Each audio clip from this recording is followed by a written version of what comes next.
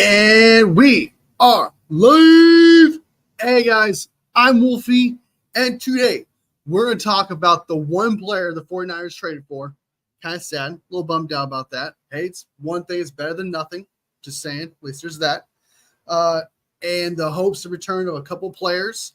A couple players come back from IR.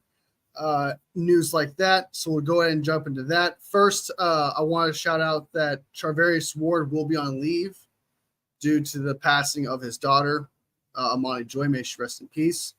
I just want to get that out of the way real quick. Yeah, that's sad, and rightfully so. He'll have all the time he needs, and the 49ers have responded to this as well. So there's that. All right, so let's move on to the next thing. Hey, Val in the house. Poppy OG in the house. Tyler Helton, best Chiefs fan I know in the house. Samuel house. Oh my God. It's a lot of houses. What's up, guys? What's up? Welcome to stream. Be sure to like the live. Okay. We got Papa J. Like I said, Commanders might actually help make a deep playoff run. They might, dude. Get Marshawn Lattimore. Congrats, man. Congrats. That's awesome. Hey, we got people showing love. I like seeing that. Like I said, Marshawn Lattimore will be so great for us. I expect that too, dude. You guys, I had you guys being pretty good from the start, okay? From the start of the season, I had the Commanders. Everyone was like, nah, Commanders are not going to be good. You know, Dan Quinn. And I'm like, I don't know why people are hating on Dan Quinn, man. He went to a Super Bowl, and that's coming true.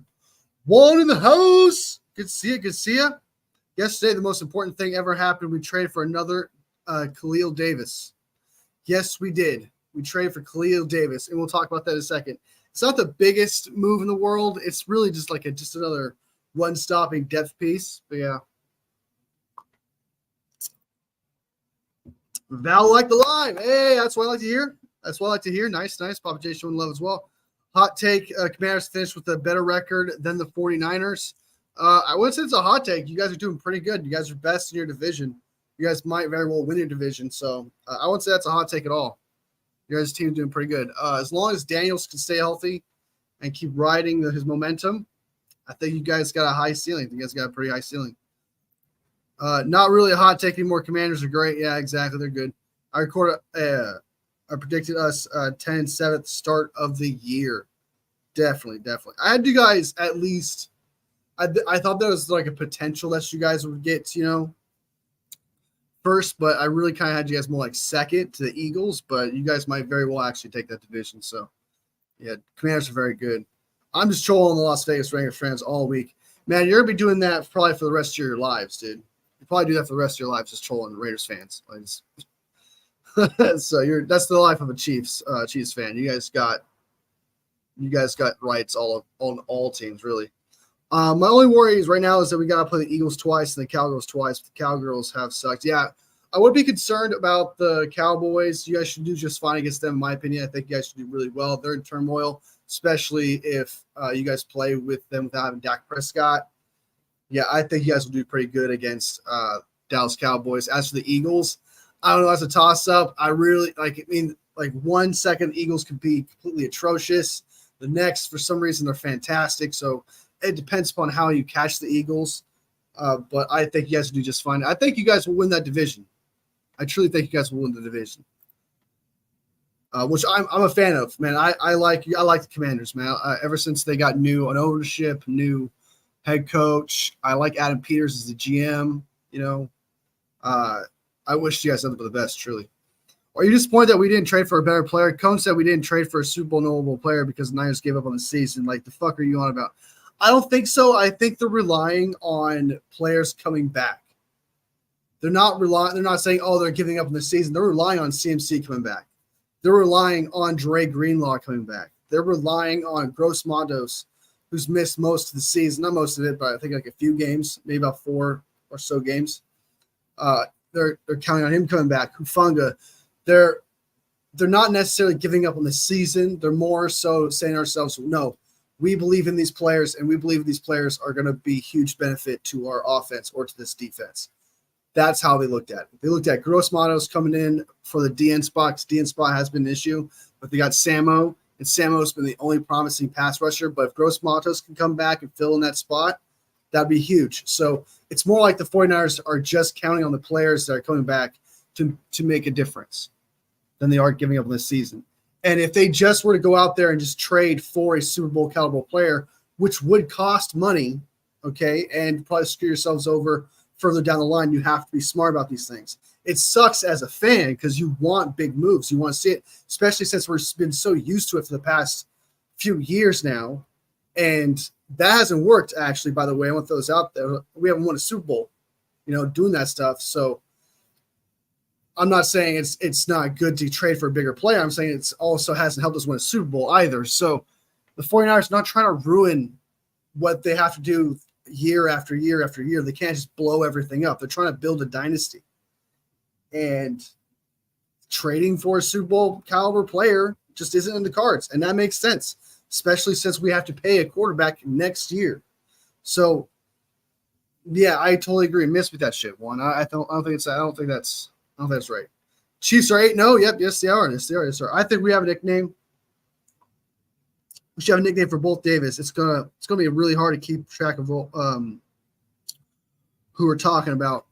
I mean, probably A Davis will be Kalia Davis, and Little Davis will be Khalil Davis. So Little Davis, and then there's A Davis. That's maybe. That's how I see it. Possibly, yeah. Hope we split the Eagles. Hey, I hope we win both of them, dude. I hope you win both those games, dude. I hope you win both those games. I think the fact that we didn't trade for notable players shows that Lynch and Shanahan have confidence that players returning for injuries is enough. Yeah, I think they believe in this squad. And theoretically, if you really want to go down to brass tacks here, this team that the 49ers have should be good enough to win a Super Bowl. They just haven't been living up to that hype. So on one hand, you could see where the 49ers are coming from, where it's like you have CMC, you have George Kittle, you have Deebo Samuel, you have a actually playing better than expected offensive line, a good running back. Then on defense, you got Nick Bosa, Fred Warner, outstanding rookies. You got weapons on that end. So it's not like, the 49ers have chumps and they need to trade for a player like it's supposed to be a big. They are relying on these players coming back, but if you want to be realistic, these players need to be playing better. All right, maybe it's the scheme, maybe it's the players. I don't know. But realistically, if you were to look at these players on paper, you think to yourself, okay, this is a Super Bowl caliber team. So maybe it's like just holding these players responsible, saying, hey, you guys need to step up. And it's also saying the 49ers believe in the players coming back as well. I do too. If Greenlaw is at all the same player that he was before he tore his Achilles, hallelujah, this defense will play better. This defense will play better. Let's be real. Especially with CMC. This offense will play better with CMC out there just because he is CMC. Having those two players out there will be a major difference for the 49ers. So I see what they're banking on, but there is a chance this does not work out. There's a chance that this strategy doesn't work out. But I do see where they're coming from. Dak Prescott got a hamstring injury, I saw. Yes, he did. The Cowboys are out for the rest of the season. Them trading for Jonathan Mingo was stupid. Only the Cowboys, man, I swear to God. Would have won with Jet Bob J. I was showing love like that. F. Washington, I want that player on Kansas City Chiefs. I'm hating on Washington. They're a good team. They are a good team, but the Lions are the best. So for Lions, I'm sure. Who do you want, Tyler Hilton? Another trading. Careful. Hey, Adam Peters might be here watching you guys, okay? And the GM for the Chiefs might be watching. I hate those ads because they age terribly. That's funny. Deebo Samuel feels like he's not scoring that many touchdowns. No, he's not the same player. He's just not the same player. Like usually you see him go on a jet sweep and you kind of see like some opening. Usually he gets that opening, gets more yards. Usually you have an expectation like, okay, he's going to get like 5 yards here. but usually he breaks that expectation. Like it's like 10 yards of what you expect out of 5, maybe.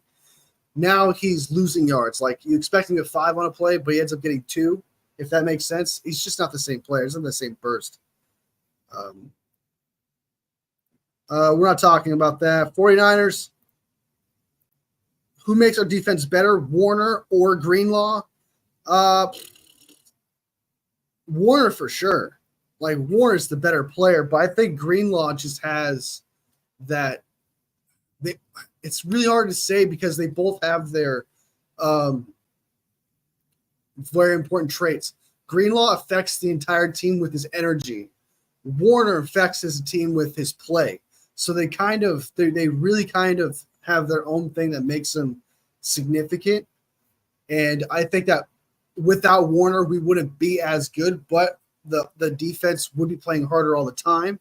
While without Greenlaw, there isn't that oomph, but yet Warner's still playing fantastic. So it's kind of a complex question, really. I think they're both important.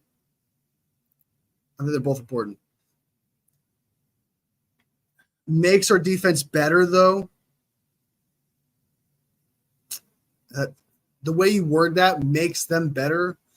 How does he affect the team? It would probably have to be Greenlaw because he affects the other players.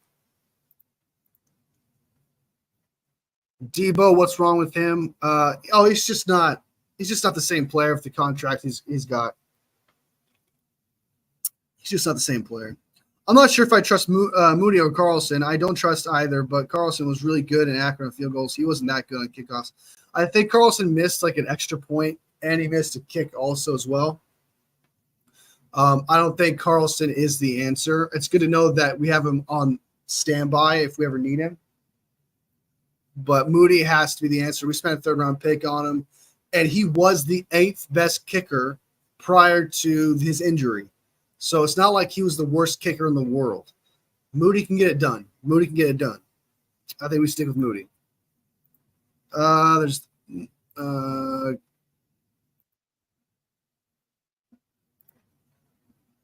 Give me Brandon Ayuk for someone. He's on IR. He's done. He's out for the rest of the season. Honestly, signing Ayuk was probably one of the toughest decisions. I thought we should sign him. I thought he'd be back. I thought he'd be a better player by, week 6, week 7. That didn't happen. Hopefully, him having this entire off season off, and he can get right from the starting the off season right next year, and he can get the reps that he needs and becomes the same player again. There's that possibility. Or he can let the mental side of it take over him and he doesn't become the same player. There's a lot of things that can happen to Ayuk, but I really do hope that he's able to just hit the ground running after this season, because he's probably not going to be back until maybe May of next year, June, maybe, something like that. I really like BA, but I'm not sure if signing him was right. I know. I don't know about that. I really like him too. I don't think he was as good as everyone rated him out to be, but he was definitely a player worth signing, because he was that player. You didn't you can't factor in, okay, he gets paid, so he becomes this bad player. You can't just factor that in for every player. That means you just wouldn't ever sign anybody, because that potential can happen to anyone. And that just happened to BA. He just got signed, couldn't hit the ground running. The pressure of contract negotiations clearly was too much for him. You could see it on his face, especially in interviews. And hopefully having an entire year off where no more expectation in his face this year, no more cameras in his face, no one judging him or looking at him, maybe a year off from that will help him out, and he hit the ground running next year. Hopefully. Fingers crossed. If you only have one choice between Greenlaw and Warner, who would you take? I know it's an if question, but just curious. I would take Warner for sure. If it came down to keeping one of them, 110%, easily Warner. If I had to start if I was starting a a franchise, like a Madden franchise or whatever, easily Warner. I like Greenlaw a lot. Like I said, they complement each other, but obviously Warner's the better player, and he's still the captain. So, all right. So let's go ahead and jump into Calais Davis trade. The Calais Davis trade. Let me bring up, I got the article right here. Boom. Let me bring it up. Bam. All right.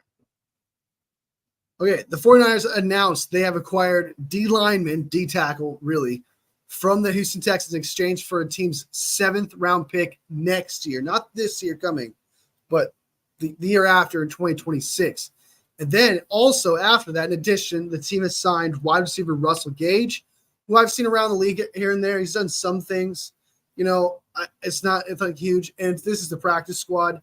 Same thing for safety Deshaun Gibson. Deshaun Gibson is the same douchebag. He was great for us last year, you know, the year before that, whatever. But he was the guy who said Patrick Mahomes is average, I think, in one of the clips. It's been a while since I've seen the clips for the Super Bowl, but it's such a stupid thing to say. It really bothers me he said that. But anyway, we signed him to the practice squad after he was caught for doing some sort of supplement that he was a new supplement he was trying. And apparently it broke the rules for the NFL for the drug rule. So he broke that. And anyway, he's back now in our practice squad. And then we released wide receiver Malik Turner. I totally forgot he was even on the practice squad, to be honest with you. And we opened the practice window for Gross Matos. All right.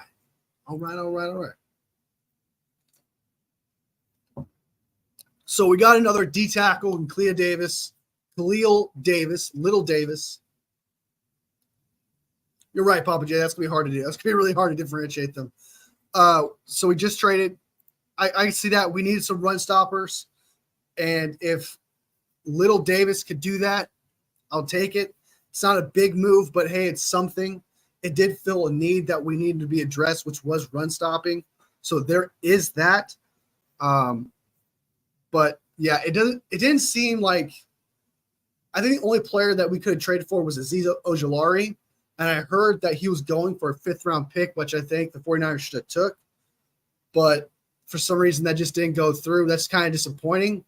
But at the same time, you have to realize that they can't just go out and trade for a blockbuster player after a blockbuster player, especially the ones that were thrown out there, like Max Crosby, Trey Hendrickson, Myles Garrett, and all that. You would have to keep some of those. You have to keep for multiple years, which would affect Brock Purdy's contract. The only one that wouldn't affect it really is Trey Hendrickson, probably, and Azeez Ojulari. So it's kind of disappointing that we didn't get players like that.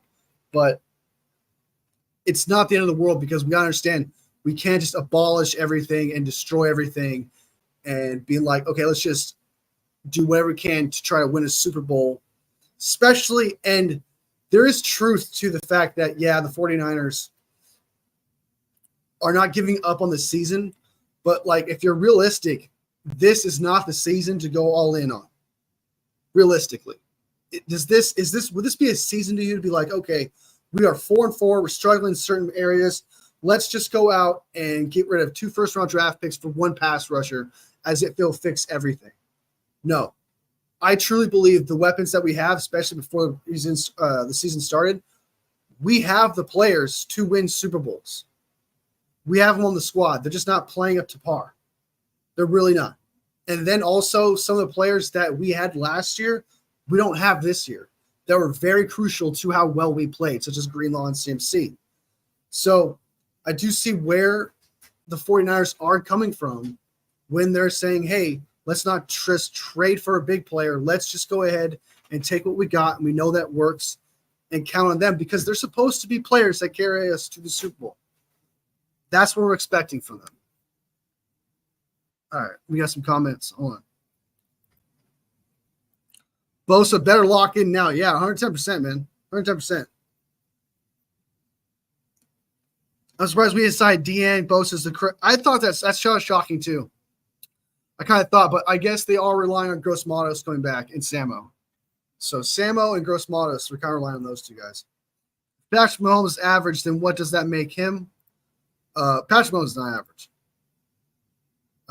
I have broken many drug rules. Just saying. Pardon. Should Gibson replace Jerry Brown if his mediocre performance? No. I think that Gibson is too slow. I think Gibson is just really just an emergency. I think he's too old now. I think he's past his time. I really just think that Gibson knows the scheme, knows the players. He's familiar with everything. He's kind of just an emergency player, really. So, no, Jair Brown's fine. I think Jair Brown's playing fantastic, actually. He's had a couple blunders, but nothing crazy. Mahomes will visit the White House after they've three. Yeah, like he's the Chiefs are definitely favored to win the Super Bowl. They just got that magic. I mean, no matter what, they're just getting it done. Like I always say, like what makes Patrick Mahomes as good as like everyone thinks he is the fact that he could play super bad, play terrible for 3 quarters. Like Joe Montana did this, but he makes the plays that he has to win the game. And that's the thing with Mahomes. Like he'll play shitty for a certain amount of time, but he'll make the throws he has to. He'll make the plays that he has to. He'll do what he has to. And that's what makes him great. So, hey, Clea Davis is back, is on the squad. He's really just a run-stopping player. So that's not too much of a big deal, but it helps their run defense, which I'll take. I'll take that 110%. Gibson returns to the practice squad. We're going to have him just in case like another player gets hurt. Hufanga, for example, if he can't manage to play well with his torn ligament finger and a cast on it, if one of his safeties goes down, he's like an emergency. That's how I look at it. Then the 49ers cut Jalen Graham. Sad day. Sad day. Jalen Graham, I thought he was going to be a good player. I believed in him. I don't remember what round we drafted him 2 years ago, but we did draft him. Had high hopes for him, but D. Winters outperformed him, and Jalen Graham just isn't it. He does struggle to tackle, and he just never quite figured it out. It was kind of disappointment there. So we lost out Jalen Graham, and most likely Little Davis will take his spot on the roster. Then we got rid of Anders Carlson, who was on the practice squad, which was a kicker replacing Jake Moody. Jake Moody returns! And apparently Jake Moody was never on the IR. He was always on the roster still. I didn't know that, but apparently he was. But anyway, Jake Moody's returning back from his ankle sprain, which is fantastic because usually that's a 6-week injury. But no, he's coming back a lot sooner than that. Jake Moody is back. He was limited in practice, but he should be good to go against the Bucs. Fingers crossed. He's a good player. He's the same player. Hey, maybe he's a better player. We'll see. Who's 7 for Ward? Rest in peace to his daughter. Yes, for sure, man. Rest in peace. Ward, take as many time you want, man. Obviously, Green will be fantastic. Lenore, and then Yadam will have to jump in there. I think we still have Rocky Sin. We should have still had Rocky Sin on the squad and Luter Jr. So if Lenore needs to play outside at all, you definitely got Luter Jr. They'll probably throw into the slot, possibly. So, but hey, we'll see a lot more Green. Just saying, we'll see a lot more Green. I'm pretty excited about that. Hollywood Brown and Isaiah Pacheco, more players come back at the end of the month. I know the Chiefs, man, are just – I mean, your team's on a roll. Hey, you got to do what you got to do. You got to do what you got to do, Papa J. I tell you where we come from. You got to do what you got to do. So the 49ers didn't do – so what I'm trying to collectively with the whole trade deadline thing, is it disappointing that we didn't trade for a player that was kind of significant that would be a starter? Yes, it's kind of disappointing. Does it make sense that for them not to do that strategically? Yes, it does make sense.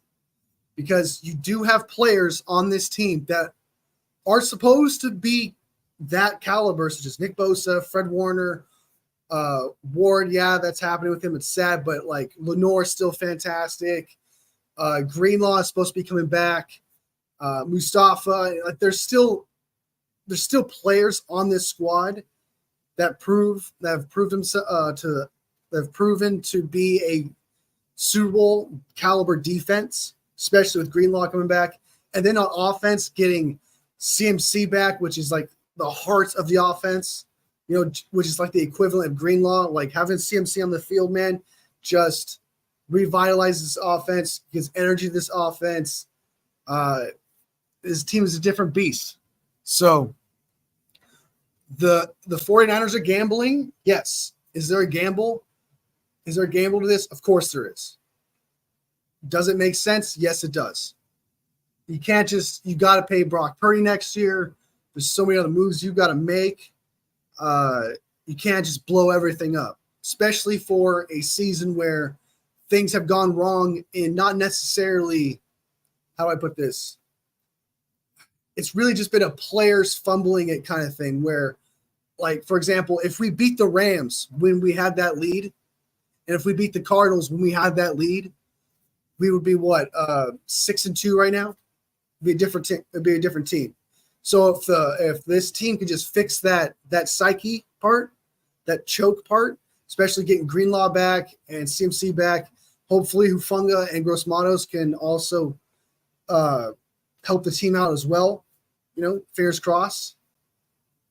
But that's the gamble. We're gambling on having all these players come back. And yeah. That's my ramble on that. And I really wanted Azeez Ojulari. I'm not gonna lie though. I really wanted Azeez Ojulari. But for only a 5th round pick, I heard. Apparently he was on the market for a 5th round pick. And if that's the case, and Gross Matos doesn't turn out to be that good, I'd be kind of disappointed. That kind of bummed me out. I'm not gonna lie to you.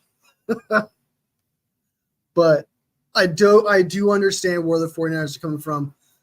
Also, by the way, we are getting Feliciano back to play center and guard, which is awesome because Brendel has been fantastic throughout this year. He's been the weak link on offense this year.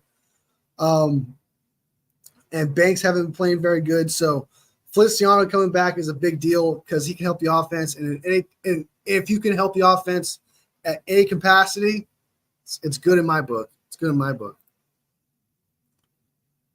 So maybe going on conspiracy here, but I'm thinking Jet had something to do with not picking anybody up because he wants Kyle to deal with it, what they got because he's spending too much. Well, I mean, like, this is supposed to be the squad, right? This was supposed to be it. And it's kind of, kind of right, where it's like, hey, this, if it wasn't for a couple players' mistakes, if it was, because like you have the team to win the games. It's just that scheme with Kyle's scheme. There's been a couple issues there. Players have been choking, not doing very well. If they figure it out and be a little more consistent, we'll be fine. This team could easily be 6-2 right now, be in a lot different situation.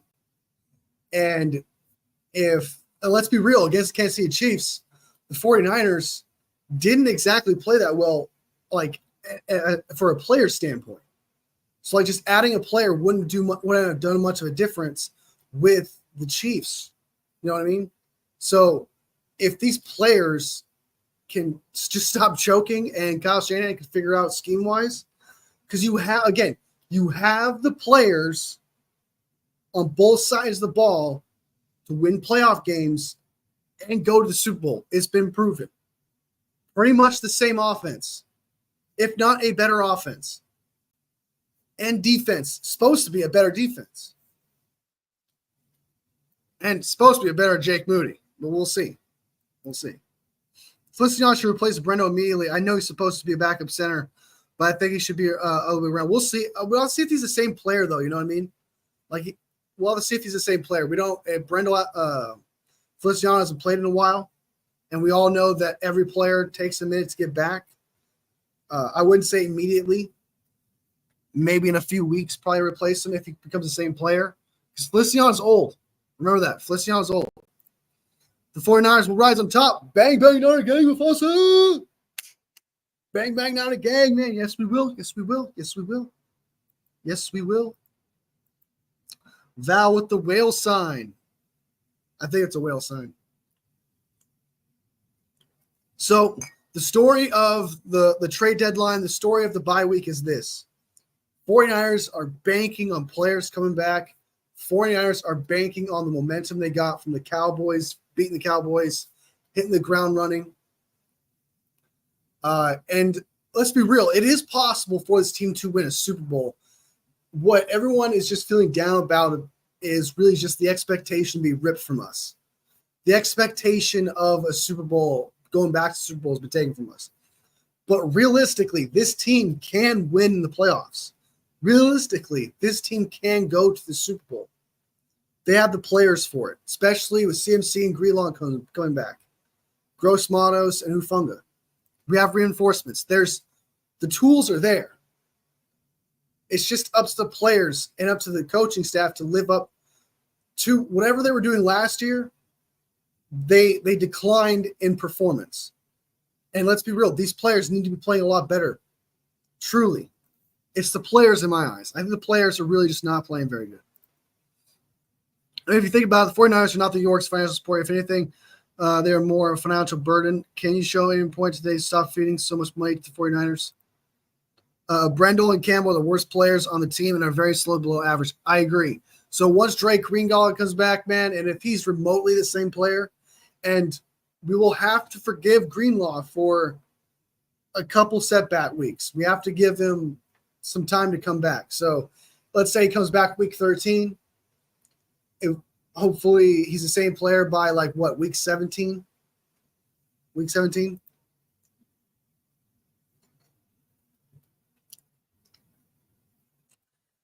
Every game is a must-win game. The Bucs should not be underestimated. They played well again until the end against the Chiefs. I agree. Every game from here on out, man, is huge. Right now, as the team is, I have the 49ers going 10-7. Best performance, probably lose to Green Bay Packers, Bills, and Lions. Now, that can change if this 49ers team can take the momentum they have, get the players like CMC back, Greenlaw back, and start performing, start doing things like that, and hopefully become that team we thought they were before the season started. So there's a lot of variables. You're totally 110% agreed. Not only is it a must-win game, it's also a must-perform game. These games from the next 3 weeks are super important. We need to see this 49ers team operate from first, second, third, and fourth quarter. We need to see this team do something we haven't seen it do all year, which is perform from first quarter, second quarter, third quarter, fourth quarter. None of this okay shit, then one quarter fantastic, and then trash the rest. Because that's been the story. So not only are these must-win games, they're must-perform games. I want to see some performances. I truly do. That's what we need. I think 11-6, 12-5 is achievable if Greenlaw and McCaffrey look fantastic immediately. Agreed. 10-7 right now is how I look at it realistically. Best performance is 10-7. So as long as we stay below that 8 mark, I think we'll fine, regardless who we lose to from here on out. As long as we are 10-7, I think we'll be okay. But if this 49ers team is bad, this team can go 8-9. That's the floor. I got it 8-9, but I think its best season right now is 10-7. It could beat that expectation, especially if CMC and Greenlaw turn out to be that same player, hit the ground running. A fresh CMC. Ooh, dude. That would be a game changer. That would be an absolute game changer. So, yeah, I think that would change the expectation. I think we would probably lose 1 or 2 games if Greenlaw and CMC can come back and be the same players. They can do that, yeah. My voice chat, good comment, but yeah, trust me, it was a really good comment. I trust you, man. I believe in you. All right, so we talked about Khalid Davis. We talked about Jalen Graham being cut, which is sad. Talked about Jake Moody. Also, limited in practice today. So, injury report. Limited in practice. Juwan Jennings with the hip, but he was limited, and he does look like he's going to be able to play against the Bucs. Usually, if you're limited in practice and on a Wednesday, usually you're probably going to play the next week. If it was did not practice today, probably not going to play. Debo's dealing with a rib injury. We saw that. He's been dealing with that for a while now. Rib oblique injury. He should be back as well. Wisnowski apparently has been dealing with a back injury and has been dealing with a back injury for a while now, which explains why we've been playing some punters every now and again. I've noticed that we've been trying out some punters, which I thought was weird. And then Jake Moody. Hopefully Jake Moody is the same, can come back stronger, and his leg is fine, and he can kick good. Fingers crossed. I personally thought he was on IR. I could have sworn Jake Moody was on IR. But I'm tripping, I guess. I'm starting to feel hyped for this offense for the first time this season. I agree. If CMC is the same player, man, and can just hit the ground running as if week 10 is week 1 to him, that means – okay, so let's look at it this way. It's week 1 for Christian McCaffrey on week 10. If we go to the Super Bowl, that means it's just a 10-game season for Christian McCaffrey. That is huge. That's huge because usually towards the end of the second half, that's when Christian McCaffrey gets exhausted. But no, we'll have him for 10 games, the max. Max. That is fantastic. That is fantastic. The downfall of Mr. Krause is just really bad. We'll see, man. He's usually a really good punter, man. I don't know about downfall. I don't know about downfall, but he's usually a pretty good punter. And I got to say, and speaking of punters, Anders Carlson and Matthew Wright, the kickers we picked up, they have no leg strength at all, man. Jake Moody at least can actually kick it from to the end zone. So at least there's that, with this new kickoff happening. Because, my God, their legs were weak, dude. They were weak, man. They were weak. We're going to give the Buccaneers a blowout on Sunday, no doubt, man. We're going to – this is the Bucs. This is the 49ers. Abuse. That's what's happening. I do think we're going to I'm pretty confident in the game against the Bucs. I'm not concerned. I think we're doing pretty well. So there's that. Then so the 49ers got a grade from the NFL.com through the Clea Davis trail, the Little Davis trade. Let me bring up that article real quick. Bang Bang says 1. Yep. Bang Bang. Bang Bang, not again. All right. So apparently the grade that we got for this trade was a C+ from NFL.com's Kevin Petra. Let's see what he has to say about it. The 49ers beat up their interior defensive line by adding Davis to the rotation, Patra explains. The 28-year-old has netted 1 sack. Clutch 1 sack. That that 1 sack was clutch, okay? Don't let that one number bring it down. 11 QB pressures. All right, okay. Starting to sound like Nick Bosa right here. And 7 stops on 164 snaps in 2024. With Javon Hargrave on injury reserve, San Francisco needed a, particularly against the run, even though Javon Hargrave wasn't good against the run anyway. So whatever. Whereas been struggled this season. Davis isn't a game tilter, but gives the 49ers depth for a low cost. He doesn't replace Javon Hargrave. I mean, he's more of a run stopper, and Javon Hargrave was not a pass rusher. Sorry, was not a run stopper, so. All right, through 9 games with the Texans, Davis registered 9 tackles, including 4 for a loss, 2 quarterback hits, and a sack, playing 32% of defensive snaps before being traded to the 49ers for a 2026 7th-round pick. This is just going to be depth, y'all. This is just really just depth piece. This is just run-stop depth piece. Given the compensation, Davis could have been a cut candidate for Houston. The Texans are slated to get Mario Edwards Jr. back from suspension after Week 10. So moving Davis frees up the spot. Davis, a 6th-round pick by Tampa in 2020, played 18 snaps for 306 of 9 of his games this season. If he were indeed a cut candidate, Houston was wise to get a pick for him.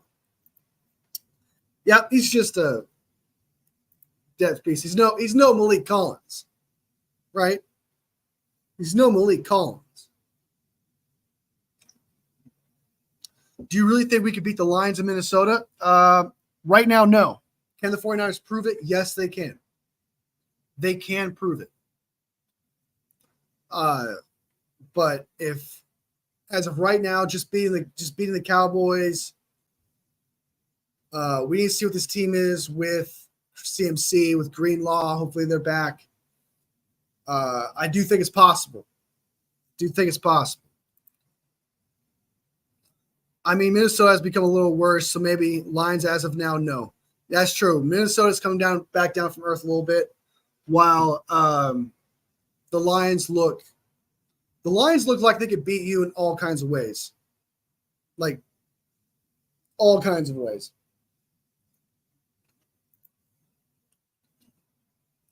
Niners going to the Bucks, a Mike Tyson beatdown. Beat him down. I think so too. I think we're going to beat that game. I think it's going to be a W. I think the Bucks game is going to be a W. I think we're going to have trouble once we hit Green Bay. That might be a problem. And then right after Green Bay, we face the Bills. So those two games can be a problem for sure. All right. Now let's check out the real injury report. So I'm going to go through the names, go through all the players who did not practice so we know what's going on heading into the Bucks game. So let me drink some water because I do have cotton mouth, and I'm going to die if I don't. All right. Share the tab. Is it up? All right, cool. All right. So here we go. Chris Conley did not practice. Hamstring. I believe he was. I don't know if did he play last time? I don't think he played last time, but I think he's been on the injury report for a while now, which is okay. Which sucks is it just puts Ronnie Bell closer into playing time. It kind of sucks, which is why I wanted to trade for a wide receiver, so that way it shoves Ronnie Bell down the depth chart, It's just saying. Kevin Givens has been injured a few times already this year. Seems to be having the Kalia Davis bug. He needs to figure it out. It kind of sucks because a groin injury, I believe, is new. That's not. I think he had a different injury prior to this one.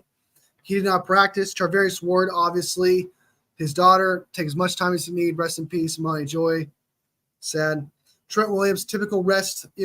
Obviously a guy like him gets rest. He deserves it. Did not practice. Nick Bosa had a hip injury. I didn't know about that, but he was limited in practice. I'm sure he's fine because I haven't heard anything bad about that. John Feliciano has returned since Monday. He was limited in practice with his knee injury. He should be good to go, full participate in the Bucks game. I don't know if he'll play at all. I believe Juan wanted him to play at center over Brendel. I think we should wait just to see what he is first. But it's very good to have him back, especially offensive line. In any capacity, if it helps us at all, we'll take it. And if Feliciano is actually not that bad. He's actually a pretty good lineman. So hopefully he's the same player at his age. Gross Matos was one of my favorite underrated signings before the season started. He was a bit underrated when the season started, but he should be coming back on off IR. Hopefully he get the ground running. He start performing, playing really well. I really, really, truly hope Gross Matos plays a lot better than he's playing now because, again, I had high hopes for him, and it's not exactly looking very good. Juwan Jennings dealt with a hip injury, did not play last week, which sucked. But hey, guess what? He should be back with the Bucs game, so there's no worries there. Limited in practice, hip injury. Such a clutch player, one of the 49ers' best, if not the best wide receiver the 49ers had all for the past few years now. Clutch, he's constantly there in third downs, constantly there when Brock Purdy needs him the most. Such an underrated receiver. Glad to have him back. Christian McCaffrey is back, limited in practice with Achilles injury. Obviously, both of them bilateral Madden curse. Hopefully, he beat the Madden curse. It's out of the way. He can hit the ground running week 10 against the Bucs. He should be able to play. Fingers crossed, man. But let's be real. He's probably not. Give him time. Give him time to get back into game shape. So I'm sure Kyle Shanahan's going to want to keep playing him. But there's a possibility we're going to see some Mason in there, maybe some Garendo, and just sprinkle in CMC in there, just kind of get his feet wet. That's what I think should happen. But knowing Kyle, he's probably just going to be like, all right, man, every single play. No warm up for you, man. All right. Jake Moody, right ankle, should come back. He's fine. Thank God, because that ankle looked bad. That ankle injury looked terrible. And so luckily it was only a few weeks. It wasn't actually 6 like I thought it was going to be. So thank God Jake Moody's back because he can actually kick it into the end zone. Carlson couldn't do that. Matthew Wright couldn't do that. Jake Moody could. So at least there's that. Debo Samuel's deal with a rib injury, an oblique injury. He's going to deal with that for a while now. So that's just really this issue. He's going to play. Should be playing. That's not a problem. Green, haven't heard anything about him. Wisnowski now has a back injury. So the 49ers have been trying punters off here and there, but he should still play as well. It's just something that's nagging him. He's still performing. He's still one of the best punters in the league. But the 49ers may need to be looking for a new punter soon. Maybe not now, but next year, next offseason in 2025 for sure. A new punter. Ronaldo Green ankle should be. He was a full participant. Jordan Mason had that shoulder injury. Thank God he had that bye week coming back. He might be the same. He might be. He should be full go. That's exciting. So if Christian McCaffrey does need a break, we do have a full go Jordan Mason. So there's that. And D Winters came back from concussion. Let's go. Let's go. Let's go. And that is your injury report for the San Francisco 49ers Wednesday. We'll have the final injury report on Friday, and we'll go through that. And hopefully all the players come back. Every player that did not practice probably isn't going to play on Sunday against the Bucs.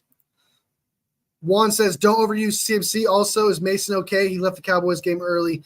He'll be fine. He was full participant in practice. Shoulder's okay. From what I researched prior to this but today, prior to this live, he should be doing fine. He should be back. So, hey, woo! I agree. I know he's not human, but he still has to get football in shape. Takes a little bit. Yeah, exactly. Is Guy going to spend a first-round pick on a punter? No. Oh, my God. We'll have his head. That'd be a problem. Someone's getting body slammed. All right, let's check out this. All right. I also want to show this clip of Christian McCaffrey running around. And I want you guys to wonder. I'm wondering if you guys feel the same way, which is like, ooh, his Achilles. Oh, my God, his Achilles. Is it going to snap? Oh, my God. Like, I cringe up every time I see it. Hold on.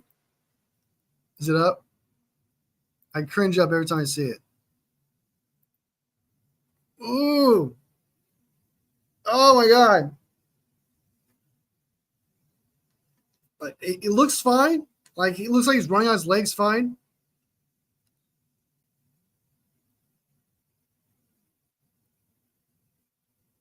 He's kind of walking normal.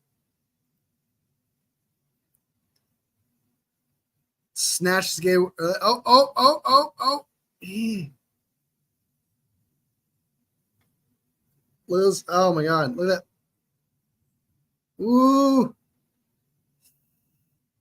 That was a good cut. That was a good cut, actually. He's got some jerk to him, you know. That video makes me so nervous, but he reported no pain whatsoever this week or last week. Exactly. There's been no setbacks. Apparently, he's back to normal. Everything's fantastic. Everything's going his way. And yeah, you're not wrong. Apparently, there's been no pain reported. So, which is new. He kind of looks a little. He's still, I guess that, you know, but there's he's not ready looking at that clip. Yeah. He looks a little, but he also at the same time, man, kind of, he's not afraid. He doesn't look afraid. Do you think CMC will be more important to the passing game than the running game? Yeah, I think I think the defenses will still respect CMC in the passing game because sometimes the 49ers use him as distraction. because the defense is going to respect CMC regardless of wherever you place him. So I don't think he'll be more important, but I think he will be important because it will affect the defense that they're going against. All right. Last but not least, or maybe it could be least, depends on how you feel about it. Kyle Shanahan's presser that he has, which is pretty much talking about everything we just went over, except for just him answering questions. And this is the most recent video. I mean, he could be 100% healthy and could be exactly like 2023 CMC, or maybe he's just 50% there. We don't know yet. Yep. It's such a question mark. It's up to CMC, man. It's up to CMC. Same when it comes to injury reports. Yeah, it's tough. It's tough. All right. Here we go. Injuries for practice today. Kevin Givens, groin, won't practice. Conley, hamstring, won't practice. Mooney, personal, won't practice. Jake Moody, right ankle, limited. Juwan Jennings, hip, limited. Debo, rib, oblique, limited. Feliciano, knee, limited. McCaffrey, Achilles, limited. Yetur, knee, limited. Mitch, back, limited. And that's it. How did Christian fare on Monday? Does he still seem on track to play Sunday? Yeah, he was good. We didn't do too much, but had no pain, was good yesterday, and excited to get him out there today. What have you told Mooney about just how much time he needs? I haven't told him any. It's we haven't even got there yet. I know they're having the service, I believe, this Friday for Amani. I know he's out in Dallas right now, and we're on his time with that. So just whenever he's getting close to ready. The NFL doesn't give you guys a roster exemption or players roster exemption for being on bereavement. No. Huh? No, but never thought about it till this situation. But no, I mean, it's tough, but everybody handles those things differently. You never know how I don't even like to think of how I'd react because you don't know until it happens. So just something you got to be there for someone, and there's no right or wrong way to do it. It's whatever works for the person. At what point do you think there will be a decision on whether or not Christian plays Sunday? To like publicly kick off. What about in your mind? What do you need to see from him, or what does he need to tell you? That he's just Christian McCaffrey, and he's not hurting. But as long as everything goes well, it has in the rehab. So just as long as he doesn't get sore and have setbacks each day with practice. Usually, if you get that in practice, that means it's going to be worse in the game. So hopefully, you can string together 3 days in a row and not have any of those. If he does look like the Christian of old, does his workload become the workload of old, or is that something that you're going to be more cognizant of? It definitely could, but it also definitely might not. So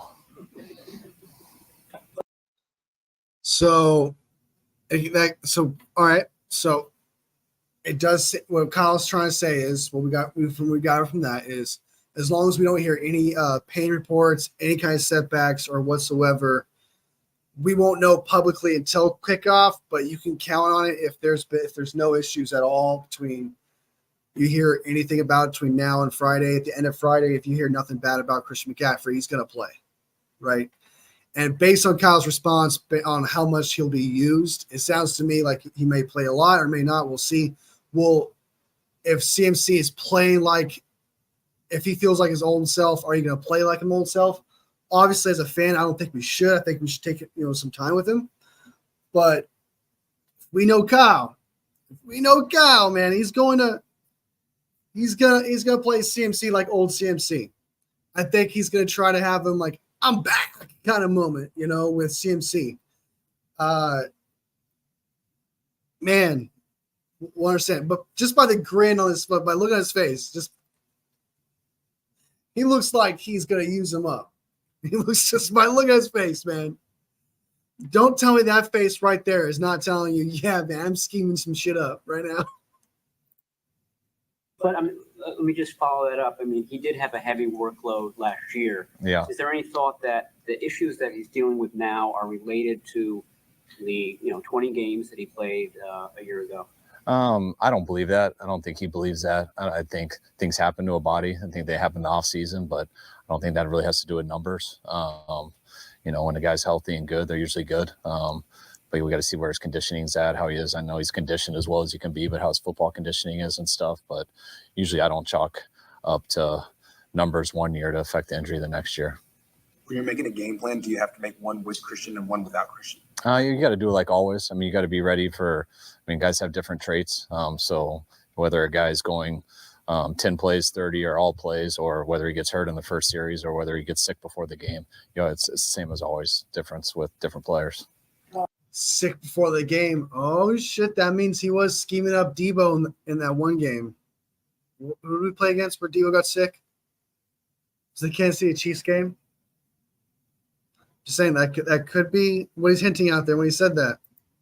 I guess people have gotten conditioned to you guys making a significant move at the trade deadline.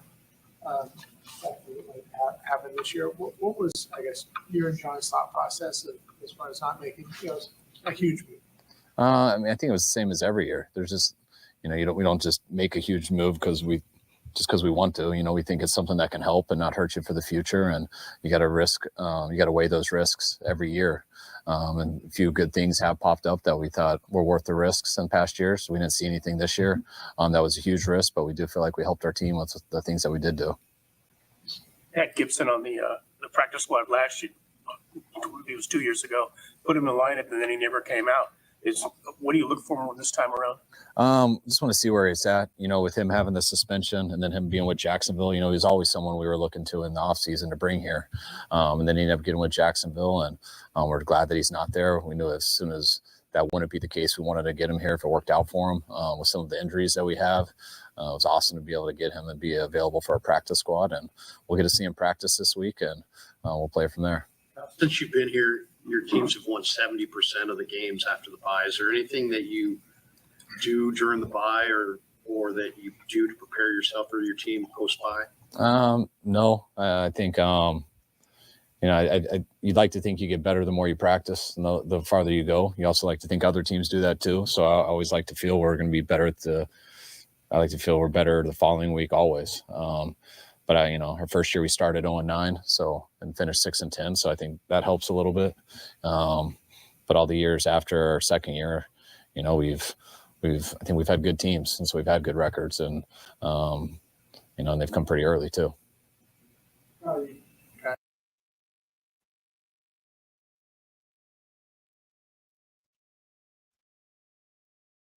What?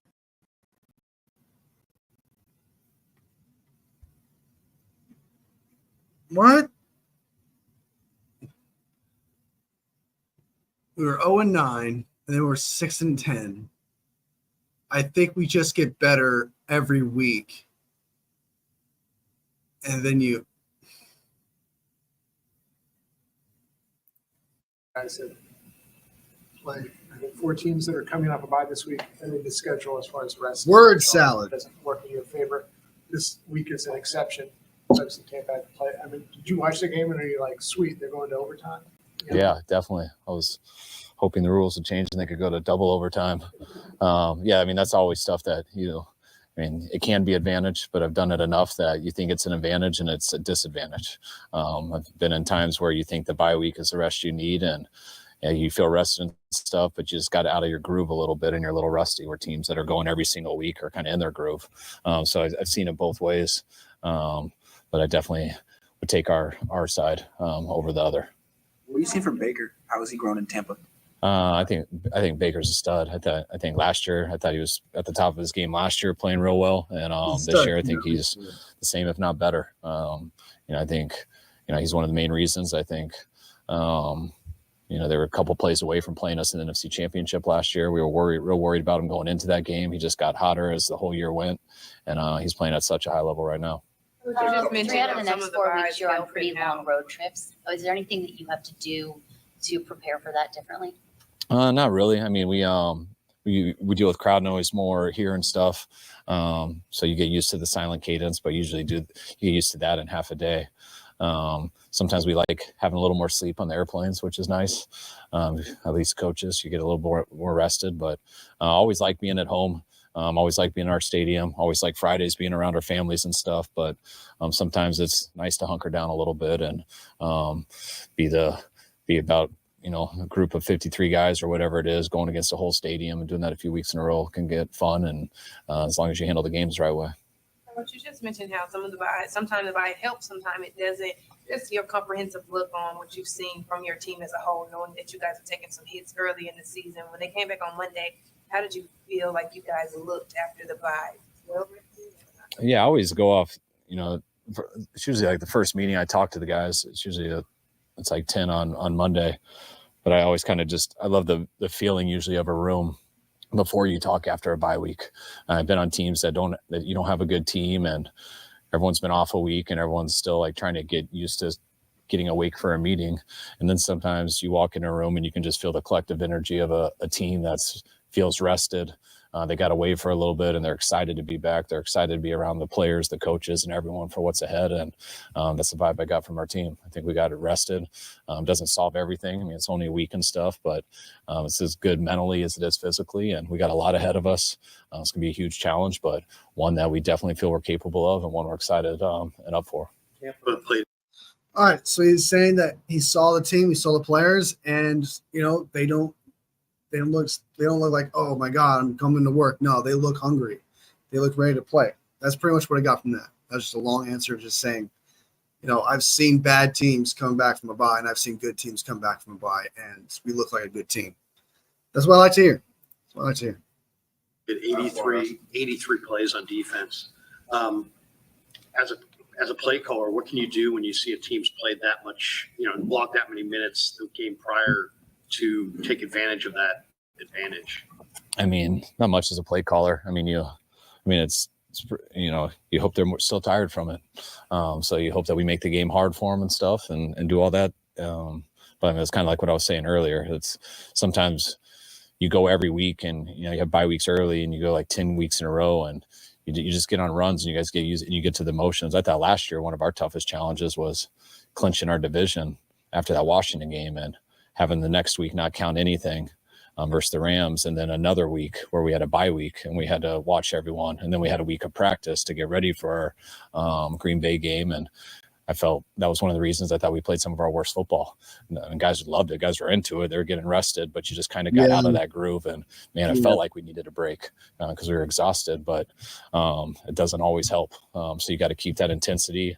Even though your mind usually is, you got to make sure everything's going through it. And because it doesn't get easier. It gets harder. And you got to be used to it being hard all the time. You got to get comfortable with that, not used to it.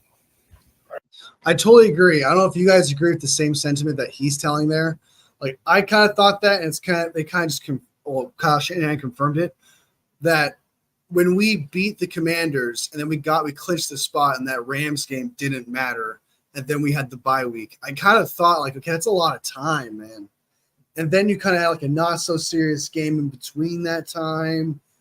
And, the 49ers did come out slow. They did look like bums in the first half of that Green Bay game, and they figured out in the second half. But he kind of confirmed that situation like that. Hey, having time off can be great, but at the same time, it could be a killer. And he kind of confirmed that was the situation when the 49ers clinched that spot last year when we beat the Commanders. All right. Thanks, guys. And that is Kyle Shanahan's presser. You. We got some answers. CMC is coming back. Gross Matos is coming back. We're doing great, man. Doing great. That was Kyle Shanahan's presser. All right. Got a couple questions and we'll bounce. We'll get out in our questions with comments. Hold on. I mean, it's healthy. Just nothing but injury reports. Kyle, do not give him the same workload. Yeah, I do not do that. You got Mason as it knows she's moving the ball outside the red zone. Agreed. Honestly, you could use just CMC in the red zone period, just the red zone. Mason outside of that, and you just have one killer. That's not going to happen, of course, but that would be really cool. Putting CMC full-time against the Bucks just baffles me. Yeah, that would be crazy. I don't think that'd be smart, but it's probably what's going to happen, to be real. Debo Prods! I haven't seen it in a while, man. Welcome. Why is Cone asking that about Baker Loran? I know, but he's going to try to find a way to like twist it about something later on. Like if Baker wins, he could say Kyle said this about I don't know. You know, there's something. He's twisting his evil mustache. You know he's doing that. You know he's got that going on. So, all right, that is everything you guys need to know. We got a lot of players coming back. CMC, Feliciano, who can play center and guard. Gross Matos, who hopefully can start playing some DN and performing. We've been without him for a few weeks. Greenlaw is coming back soon after that. Maybe like week 13-ish. We'll probably see him around there. Limited in practice was Jawan Jennings, but he should be fine. Debo should be fine, which now she's honestly, everyone's healthy except for going back from this bye week. I think we should have everyone except Greenlaw. Obviously, Ayuk for the rest of the season, Hargrave, Curtis Robinson, and that's it. And then obviously Ward's going to be out for a while. We don't know when that, but so we'll count that too as well. But for the most part, I mean, 49ers are coming out of this bye week pretty damn healthy. They're going to be without 4 or 5 starters, and that's not bad compared to what other teams are going through in week 10.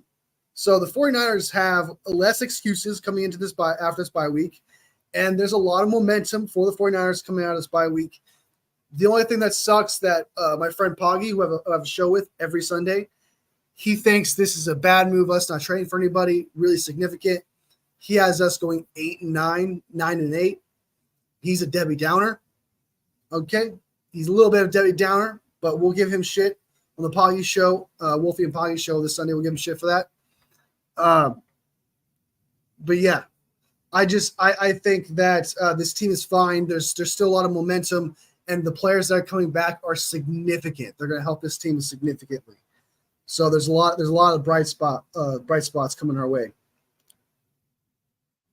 Papa says, I kind of agree with Pog. Hey, belief, Papa J. Belief, man. Belief. All right. I may go live tomorrow, talk Thursday Night Football. I did not talk Seahawks versus Rams, the Rams beating the Seahawks, what that means. I'll talk about that probably tomorrow if I do a show tomorrow. If not do a show tomorrow, I'll do one on Friday. We'll see how it goes. But yeah, that's everything. Thank you so much, Papa J. You're awesome. OG, appreciate you coming live. You're awesome. Juan, you're awesome, dude. Appreciate you. OG. Who else was in here? King Mufasa, Bang Bang, Not a Gang Man, Tyler Helton, coolest Chiefs fan I know, Val, Rams own SC. Sure, man. Sure. South Carolina, if you want it, you can have it. Who else? There was someone else. Samuel, it's good to see you. And that's everyone. Thank you so much for making this live awesome. Thank you so much. We made it through an hour. This live is nothing without you guys. Thank you so much to everybody who watches this video later. Sub if you like the content. Sub up. I go live pretty much all the time. I go live a lot. Like the video if you like the live, but you don't like the content. You're like, fuck this content. But for some reason, this live was awesome. Hit that like button. It helps me out a lot. Supports the channel. It makes it is what it is. All love, fam. I'll see you next video. See you next video. See you.